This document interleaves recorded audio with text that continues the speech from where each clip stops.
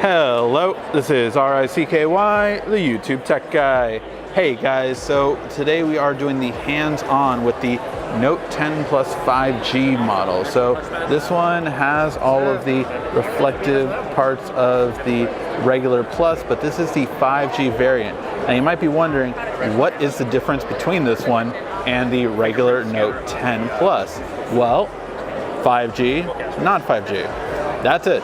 There is no other difference between them. Battery is the same. Everything else is going to be the same.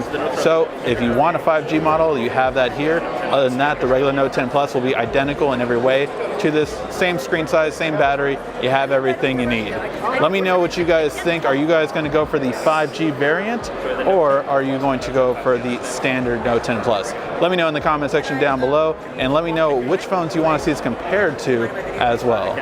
Thank you as always for watching. This has been RICKY, the YouTube Tech Guy. Thank you for watching our video. If you liked it, why don't you go ahead and subscribe up there. Make sure you follow us on social media right here. And of course, check out our latest video up there.